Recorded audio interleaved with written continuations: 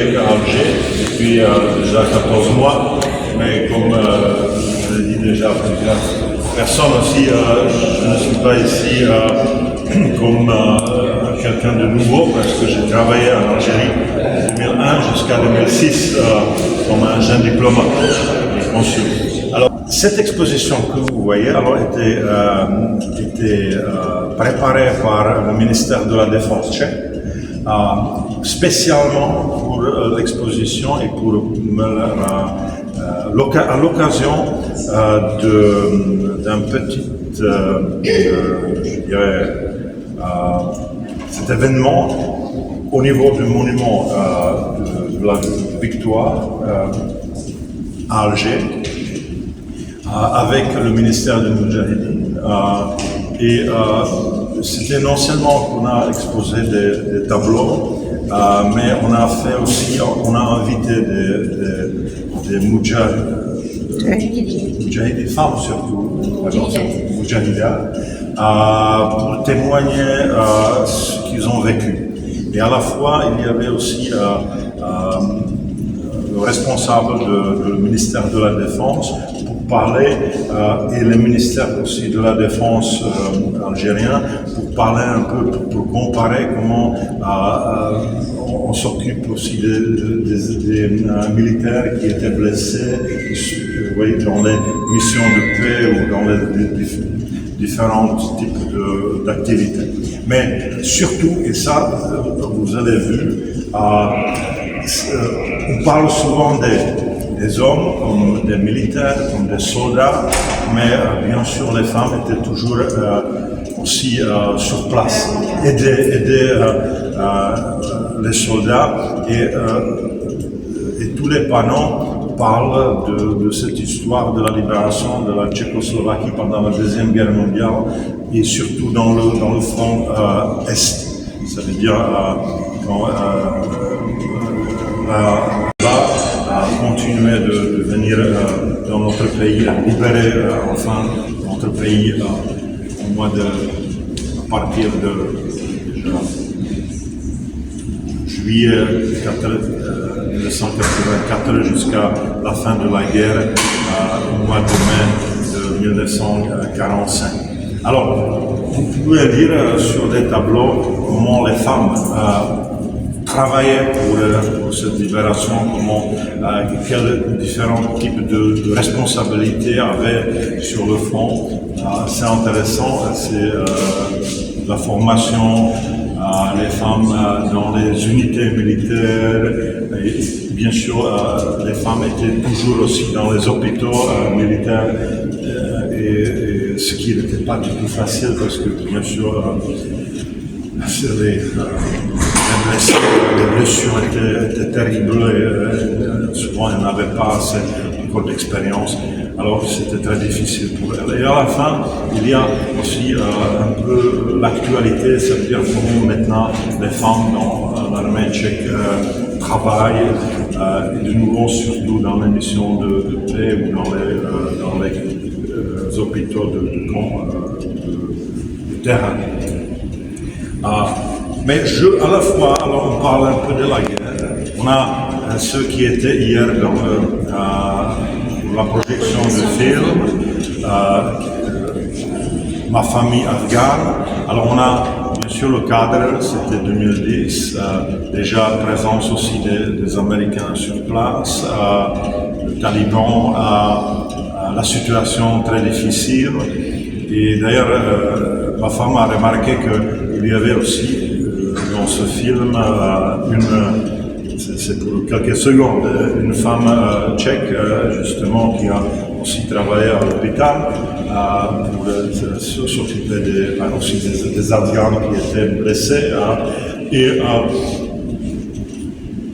Et bien sûr, comme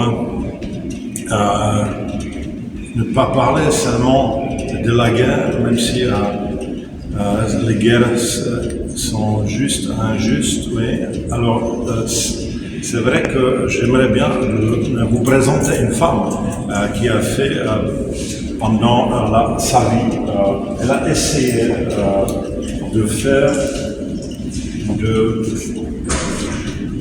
d'expliquer à tout le monde qu'avec l'armement toujours plus moderne, toujours plus efficace, entre guillemets, alors comment cette femme a essayé de se battre pour la paix.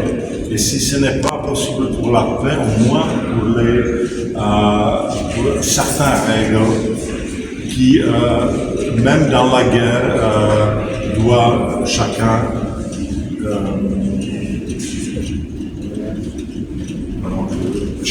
que chacun doit être, disons, tenir responsable si on ne se comporte pas comme il faut, même pendant la loi de guerre. C'était Bertha von Suttner. Bertha von Suttner, vraiment une femme incroyable, et avec son courage, elle est née à Prague en 1843, si je ne me trompe pas, oui. Et pendant sa jeunesse, elle a vécu avec sa famille. Elle était de la noblesse, Bertha von Kinski à l'époque. Suttner, c'était après le nom de son mari. Et elle n'a pas connu, son père était mort avant sa naissance. Alors elle était avec sa mère. Malheureusement, sa mère a dilapidé la richesse.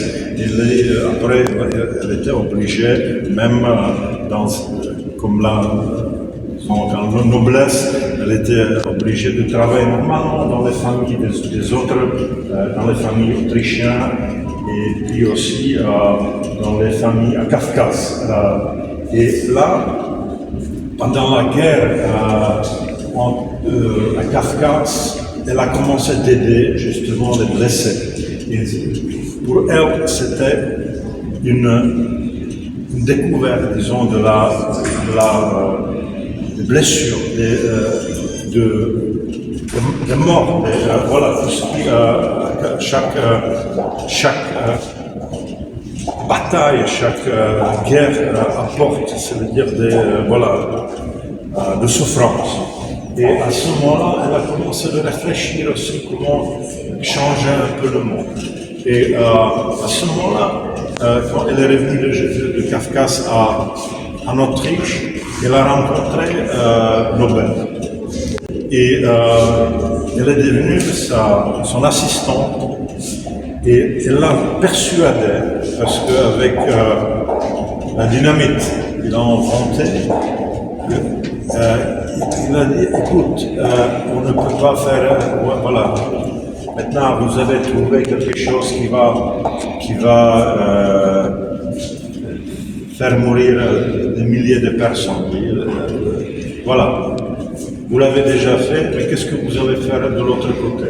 Alors elle a persuadé qu'il faut faire aussi quelque chose pour la paix. C'était le début de prix Nobel dans différentes activités, et parmi eux, cette activité, c'était aussi bien sûr le prix Nobel de paix, de la paix. Et elle était la première femme qui a reçu ce prix en 1905. Mais comment ça s'est passé encore avant? En 1889, cette dame a écrit un livre qui s'appelait Bas des arts. Et imaginez, à ce moment-là encore, sans marché des livres énormes, ce livre a été vendu dans 2 millions d'exemplaires. 2 millions d'exemplaires. Le livre a été traduit aussi dans 12 langues différentes. Alors, à partir de ce moment-là, elle est devenue presque la personne qui se bat comme une femme, ce qui était très difficile à l'époque. C'était, les votes dans les élections, c'était encore très éloigné dans certains pays aussi. Et elle a commencé à voyager aussi partout dans le monde. Elle a visité 50 villes aux États-Unis, presque tous tous les pays européens. Et là, essayer de trouver d'autres personnes qui vont réfléchir comment, voilà, elle était pacifiste. Voilà. Et on peut dire qu'elle a travaillé pour la paix jusqu'à la fin de sa vie, qui était d'ailleurs très symbolique. Parce que, imaginez alors cette femme qui a toujours essayé d'arrêter la guerre. Alors, elle était morte une semaine avant la déclaration de la Première Guerre mondiale. Voilà, alors c'était presque un symbole je quitte ce monde et j'ai essayé de faire le maximum, mais voilà, c'est la vie. Alors, peut-être aussi, je ne sais pas est-ce que je vais trouver le film, parce que l'Autriche a fait un film sur elle. C'est le film assez nouveau de 2014. Et juste après la guerre, c'était l'Allemagne qui a fait en 1952 le film sur elle, après la Deuxième Guerre mondiale. Bien sûr, pour aussi dire, écoutez, il ne faut pas avoir la guerre, il faut essayer de faire tout pour que la guerre ne commence pas.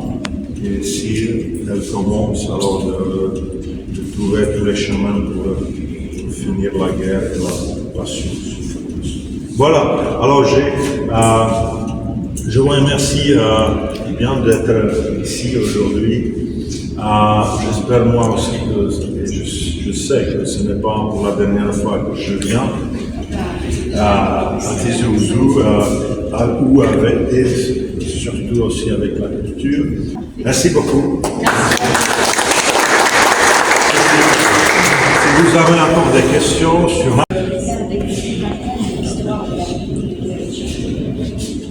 à travers cette exposition, mais aussi à travers le film, la production de films, hier à la cinémathèque.